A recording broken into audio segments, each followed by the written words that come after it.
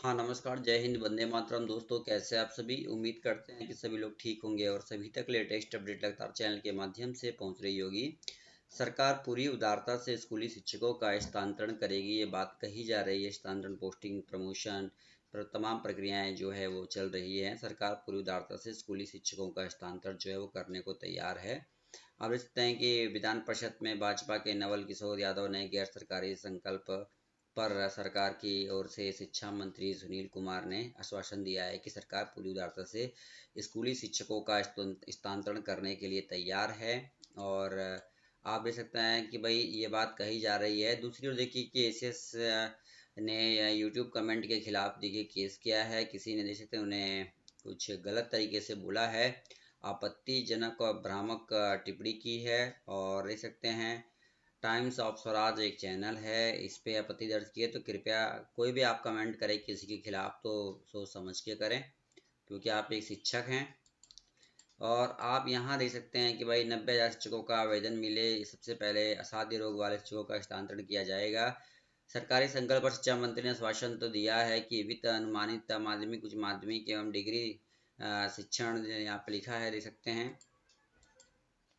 संस्थानों के शेष बकाये अनुदान का भुगतान किस्तों में कर दिया जाएगा। शिक्षकों के वेतन भुगतान सहित विभिन्न मुद्दों पर कहा जा रहा है चर्चा और विचार विमर्श करने की बात कही जा रही है। और उच्च निदेशालय के अधिकारियों की बैठक होगी, बात कही जा रही है।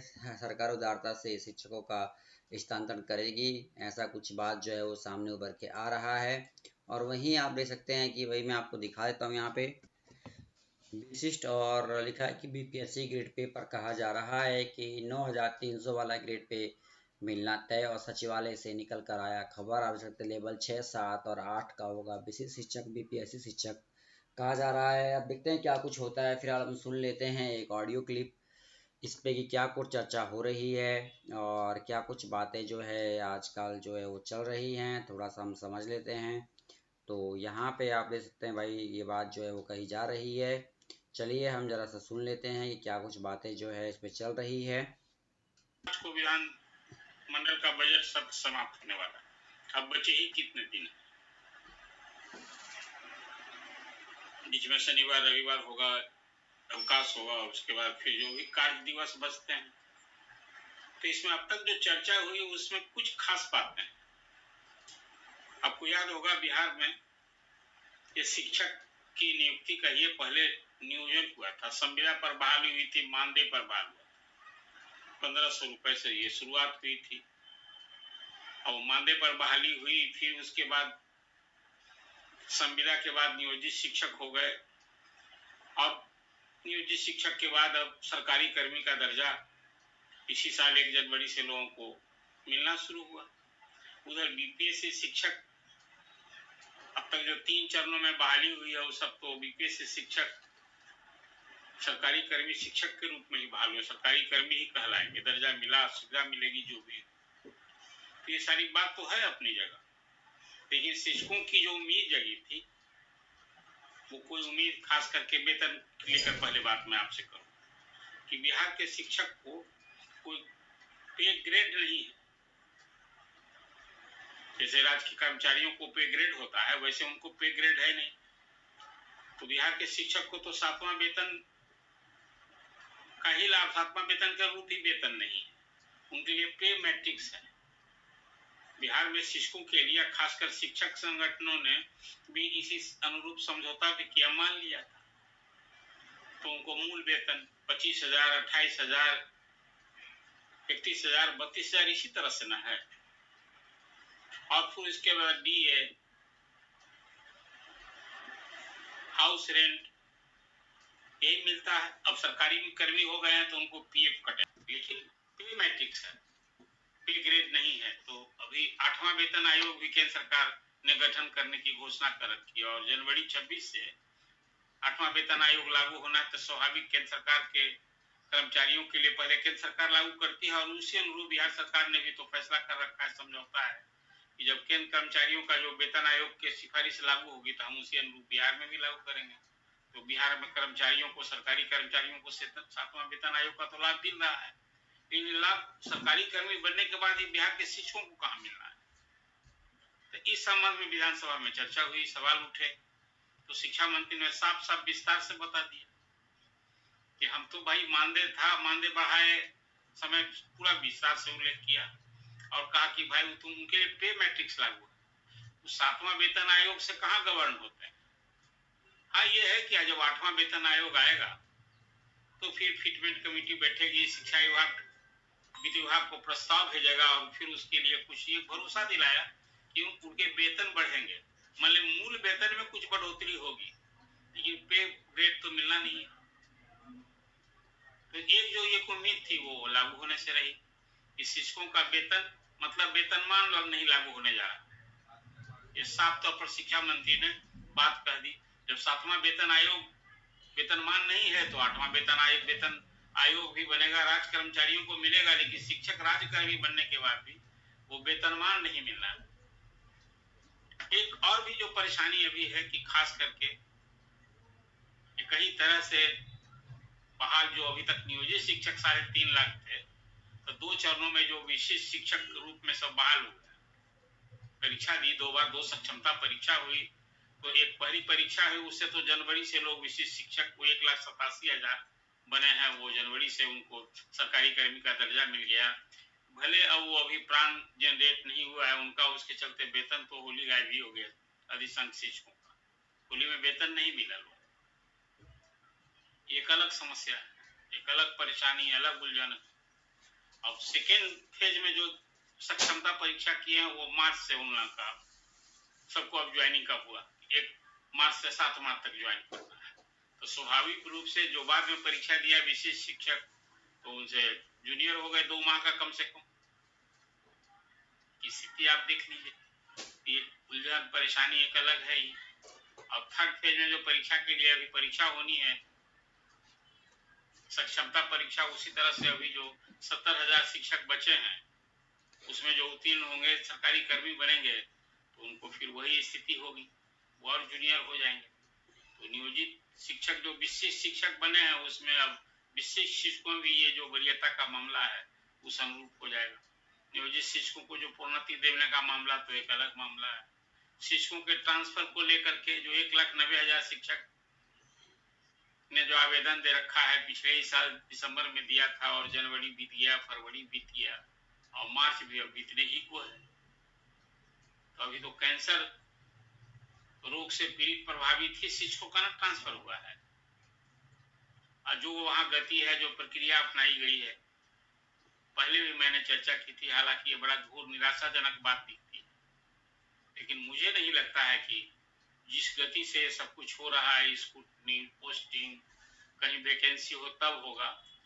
इस संबंध में मेरी पहले से राय रही है कि भाई जो आप ये 30,000 प्रधान शिक्षक और 6,000 जो हेडमास्टर आप अभी बीपीएससी से चयनित हैं, उनको यदि आप पोस्टिंग कर दिए होते तो इतने पोस्ट खाली हो जाते शिक्षकों को, तो जो ऐच्छिक स्थानांतरण के लिए जिन लोगों ने आवेदन दिया है उनकी राह और आसान हो जाती।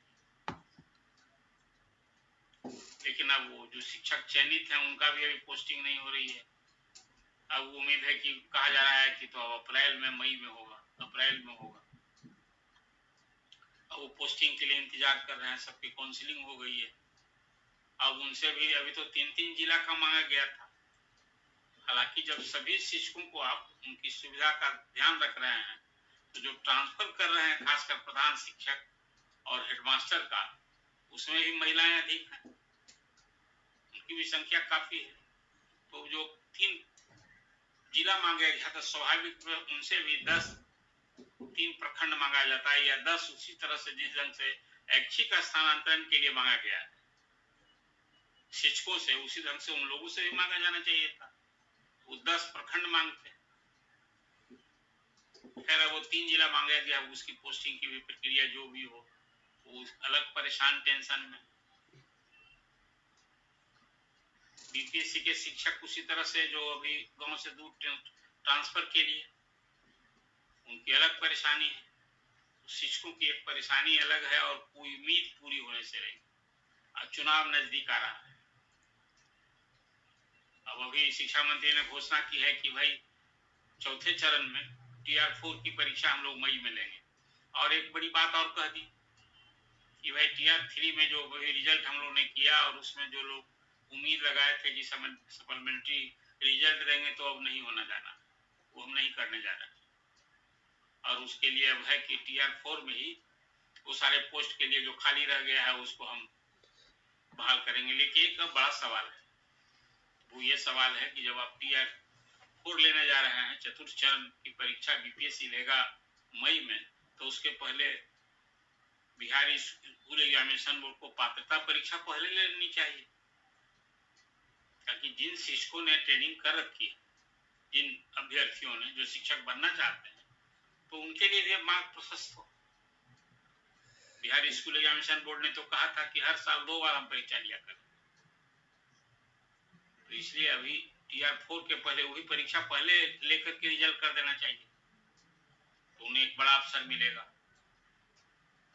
और डोमिसाइल नीति की बात तो अपनी जगह है, उसकी चर्चा कितनी बार सरकार जब भी मान ही चुकी है कि भाई हम पहले चरण में जिस ढंग से जो स्टैंड है नीतीश गवर्नमेंट का कि मेधा के लिए हम पूरे देश भर के अभ्यर्थियों को अवसर दे रहे हैं और गैर संवैधानिक होगा उसको लागू करना ठीक नहीं होगा, तो डोमिसाइल नीति तो लागू होगी नहीं। कुल मिला जुला कर अभी शिक्षक अलग परेशान, अभ्यर्थी अलग परेशान, अलग उलझन, ये सारी स्थिति है आपके सामने। लेकिन शिक्षक जो कार्यरत हैं, जो सरकारी कर्मी हो गए हैं, उनको कोई 7वां वेतन आयोग का जब कवर नहीं है तो 8वां वेतन आयोग उनके लिए तो फिर होगा। ये मुझे लगता है कि चुनाव बाद जो नई सरकार होगी, नया वेतन आयोग होगा, तो 5.5 लाख शिक्षकों की मांग की अनदेखी करना, हालांकि तो अब शिक्षक संगठनों में वो ताकत नहीं रह गई। 4 कैटेगरी के बिहार में जब शिक्षक हो गए हैं तो अलग अलग वो एकजुट सभी है नहीं। एक और जहाँ वेतनमान वाले शिक्षक, नियोजित शिक्षक, बीपीएससी वाले शिक्षक जो विद्यालय अध्यापक कहते हैं, और फिर ये विशेष शिक्षक, कुल मिला जुला कर। लेकिन ये सारे संपूर्ण 5.5 लाख से अधिक शिक्षकों की जो ताकत है या आज भी जो निराशा है, उन्हें जो परेशानी है, ये चुनाव में क्या उनका रुख रवैया होगा, ये एक अलग सवाल है कि शिक्षक के रूप में कि एक वोटर के रूप में जो जातु समूह में बढ़ करके लोग वोट देते हैं, अपना वो दर्द भूल जाते हैं, एक सवाल तो है ना। तो ये शिक्षकों की जो परेशानी है, जो उलझन है, एक अलग है। अभी मैंने एक खबर देखी कि आजकल ई पोस्ट से अटेंडेंस बनता है और उस स्कूल में अटेंडेंस दर्ज किया और नहीं भी वो स्कूल में काम किया, हाजिर है, और वहां अटेंडेंस लिया ही नहीं। ऐसे हजारों की संख्या में शिक्षकों से शो कॉज किया गया है। अभी सिस्टम की गड़बड़ी के कारण वो जो अटेंड किया है, स्कूल में पढ़ा रहे हैं, उनको भी वहां एब्सेंट डिक्लेयर हो गए। अब उस सबको शो कॉज किया गया है। कई जिलों से ऐसी खबरें आई है।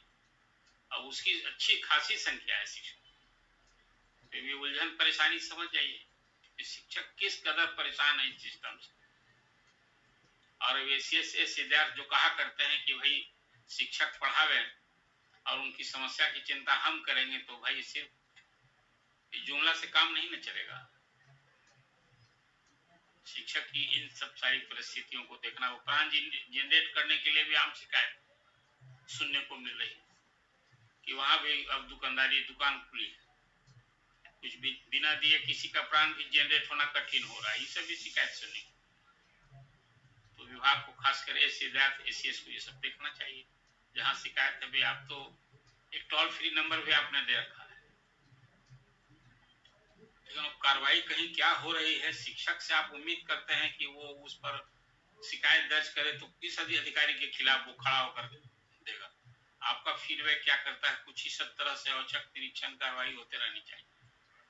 अब औचक निरीक्षण की व्यवस्था जो नहीं की थी, उसका क्या असर है, क्या है, वो तो आगे की मैं चर्चा करूँ। लेकिन आज शिक्षकों की परेशानी, शिक्षक जो तनाव में है, उलझन में, उसको लेकर चर्चा मैं कर रहा हूँ। और नया वेतन और वेतनमान मिलने की जो उम्मीद है नए साल में, वो राज्यकर्मी होने के बावजूद शिक्षकों को तो उसका लाभ नहीं मिलने वाला है। ये साफ तौर से